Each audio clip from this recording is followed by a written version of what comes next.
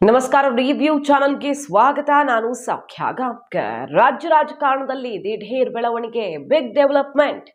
BJP JDS ಮೈತ್ರಿಗೆ ಸಂಬಂಧಪಟ್ಟಂತೆ ಅಲ್ಲೋಲ ಕಲ್ಲೋಲ ಆಗುವಂತಹ ಬೆಳವಣಿಗೆ ಕಿಡಿ ಹೊತ್ತುಕೊಂಡಿದೆ ಮತ್ತು ಮೈತ್ರಿಯನ್ನ ಬಲಿ ತೆಗೆದುಕೊಳ್ಳುವ ಮಟ್ಟಿಗೆ ಇದು ಆಕ್ರೋಶಕ್ಕೆ ಕಾರಣ ಆಗಿದೆ. ಕುಮಾರಸ್ವಾಮಿ ಅವರು ಬಿಜೆಪಿಯ ಬಿಗ್ ಸೀಕ್ರೆಟ್ ಅನ್ನೇ ತೆರೆದಿಟ್ಟೇ ಬಿಟ್ರ ಮಾಹಿತಿ ಮುಂದೆ ಇಡ್ತಾ ಇದೀವಿ. ಮಿಸ್ ಮಾಡಿದ್ರೆ ನಮ್ಮ ಚಾನಲ್ನ ಸಬ್ಸ್ಕ್ರೈಬ್ ಮಾಡಿ, ನಿಮ್ಮ ಅಭಿಪ್ರಾಯ ಕಮೆಂಟ್ ಮಾಡಿ ತಿಳಿಸಿ. ಎಸ್ ವೀಕ್ಷಕರೇ, ಎಲ್ಲರ ಗಮನ ಇದ್ದಿದ್ದು ಕರ್ನಾಟಕದಲ್ಲಿ ಕಾಂಗ್ರೆಸ್ ಹಗರಣಗಳ ಸುತ್ತ ಆರೋಪ, ಗಂಭೀರ ಆರೋಪ, ಕೆಸರಚಾಟಗಳಾದವು.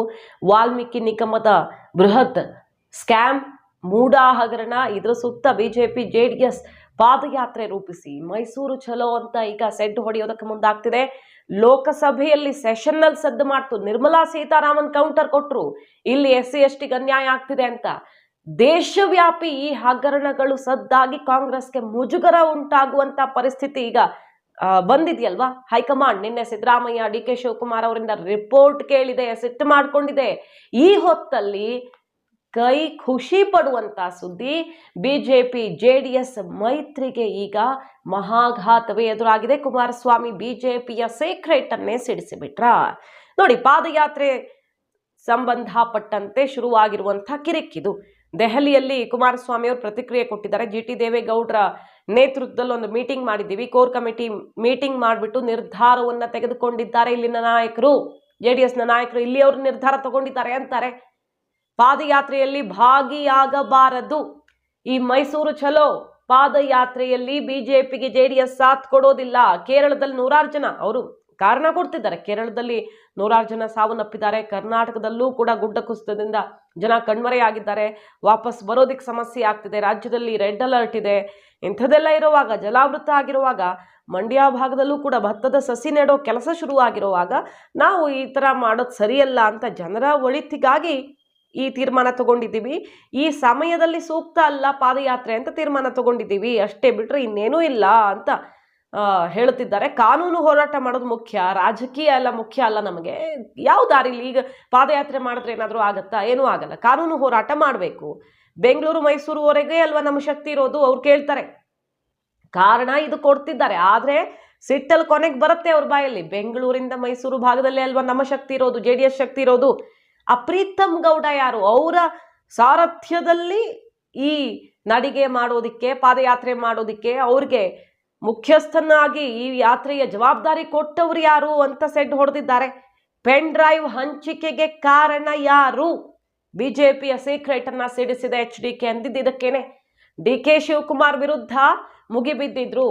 ಕಾಂಗ್ರೆಸ್ಸು ಮತ್ತು ಬಿಜೆಪಿಯ ಕೆಲವರೇ ಸೇರ್ಕೊಂಡು ಪೆನ್ ಡ್ರೈವ್ ಬ್ಲಾಸ್ಟ್ ಮಾಡಿದ್ರು ಪ್ರಜ್ವಲ್ ಕೇಸಲ್ಲಿ ಅಂತ ಆರೋಪಗಳು ಕೇಳಿಬಂದಿದ್ವು. ಬಿಜೆಪಿಯಲ್ಲೂ ಕೆಲವರ ಹೆಸರು ಮತ್ತು ಕಾಂಗ್ರೆಸ್ ದೊಡ್ಡ ದೊಡ್ಡ ನಾಯಕರ ಹೆಸರು ಕೇಳಿಬಂದ್ವು. ಆರೋಪ ಪ್ರತ್ಯಾರೋಪ ಆಗಿ ಜಟಾಪಟಿಯಾಗಿ ಈಗ ಕೇಸ್ ಸದ್ದಿಲ್ಲದಂತಾಗಿದೆ.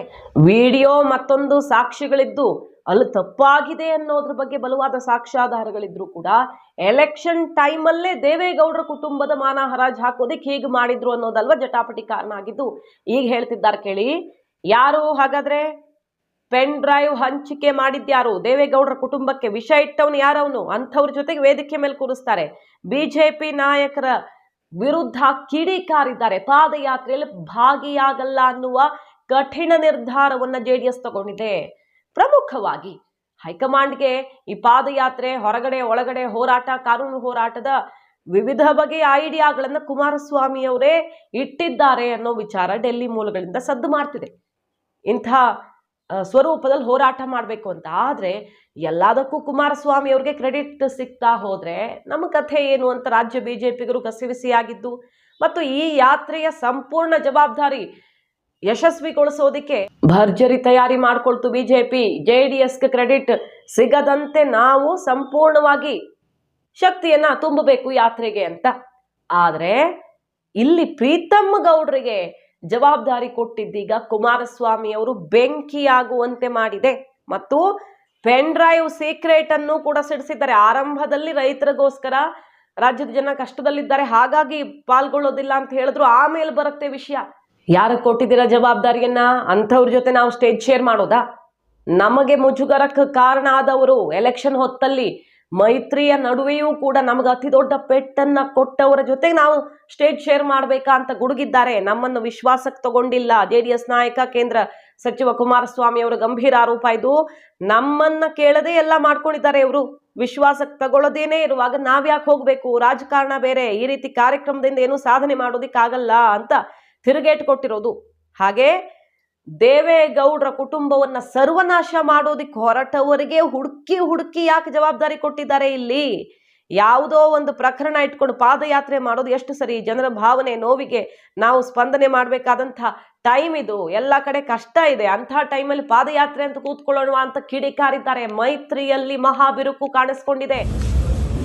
ಬೆಂಗಳೂರಿನಿಂದ ಮೈಸೂರಿನವರೆಗೆ ನಮ್ಮ ಶಕ್ತಿ ಇರ್ತಕ್ಕಂಥದ್ದು ಅಷ್ಟೆಲ್ಲ ಇದ್ದು ವಿಶ್ವಾಸಕ್ಕೆ ತೆಗೆದುಕೊಳ್ಳದೆ ಹೋದ ಮೇಲೆ ಸರಿಯಾದ ರೀತಿಯಲ್ಲಿ ನಾವ್ಯಾತಿಗೆ ಬೆಂಬಲ ಕೊಡಬೇಕು? ರಾಜಕಾರಣ ಮಾಡೋದು ಬೇರೆ, ಚುನಾವಣೆಗಳು ಬಂದಾಗ ಬೇರೆ ಒಟ್ಟಿಗೆ ಇರ್ತಕ್ಕಂಥದ್ದು. ಆದರೆ ಇವತ್ತಿನ ಈ ರೀತಿಯ ಕಾರ್ಯಕ್ರಮದಿಂದ ಸಾಧನೆ ಏನು ಮಾಡ್ತೀವಿ? ಏನು ಸಾಧನೆ ಮಾಡಲಿಕ್ಕೆ ಸಾಧ್ಯ?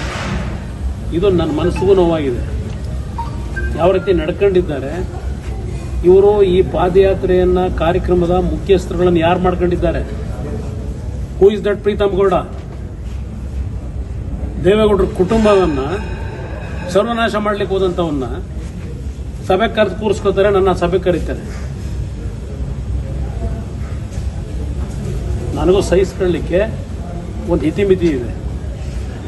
ಯಾರ ಕಾರಣ ಆ ಪೆನ್ ಡ್ರೈವ್ಗಳನ್ನ ಬೀದಿ ಹಂಚಲಿಕ್ಕೆ? ಇಂಥವ್ರನ್ನ ನನ್ನನ್ನ ಸಭೆ ಕರೀತಾರೆ, ಅವ್ನ ಪಕ್ಕದಲ್ಲಿ ಕೂರಿಸ್ಕೊಂಡು ಮೀಟಿಂಗ್ ಮಾಡ್ಲಿಕ್ಕೆ ಕರೀತಾರೆ ನನ್ನನ್ನು. ನಮ್ಮ ಕುಟುಂಬಕ್ಕೆ ವಿಷ ಆಗ್ತಕ್ಕಂಥವ್ರನ್ನ ಜೊತೆಲಿ ಕೂರಿಸ್ಕೊಂಡು ಇವತ್ತು ಇದಕ್ಕೆ ನಮ್ಮ ಬೆಂಬಲ ಕೇಳ್ತಾರ? ಗೊತ್ತಿಲ್ಲ ಅವರಿಗೆ ಅಲ್ಲಿ ಏನೇ ಆಗಿದೆ ಅಂತ ಹಾಸನದಲ್ಲಿ. ಯಾರಿದಕ್ಕೆ ಕಾರಣ?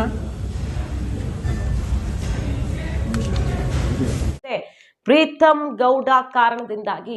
ಹಾಗಾದ್ರೆ ಇದು ಬಿಜೆಪಿ ಗೊತ್ತಿರ್ಲಿಲ್ವಾ? ಪ್ರೀತಮ್ ಗೌಡ ಅಲ್ಲಿ ಹಾಕಿದ್ರೆ ಏನಾಗಬಹುದು, ಕುಮಾರಸ್ವಾಮಿ ಅವರು ಏನು ಮಾಡಬಹುದು ಅಂತ ಗೊತ್ತಿರ್ಲಿಲ್ವಾ? ಗೊತ್ತಿದ್ದೂ ಕೂಡ ಕುಮಾರಸ್ವಾಮಿ ಅವರು ಸಿಟ್ಟಾಗ್ಲಿ, ಈ ಪಾದಯಾತ್ರೆಯಿಂದ ದೂರವಾಗ್ಲಿ ಅಂತಾನೆ ಈ ರೀತಿ ಮಾಡಿದ್ರ ಅನ್ನೋ ಕುತೂಹಲಕಾರಿ ಪ್ರಶ್ನೆ. ಯಾಕಂದ್ರೆ ಕುಮಾರಸ್ವಾಮಿ ಅವರೇ ಪಾದಯಾತ್ರೆಯ ಸಂಪೂರ್ಣ ಕ್ರೆಡಿಟ್ ಅನ್ನ ತಗೊಂಡು ಬಿಡಬಹುದು. ನಾಳೆ ಅವರೇ ಐಡಿಯಾ ಕೊಟ್ರು ಅನ್ನೋ ತನಕ ಸುದ್ದಿಗಳು ಓಡಾಡ್ತಿವೆ.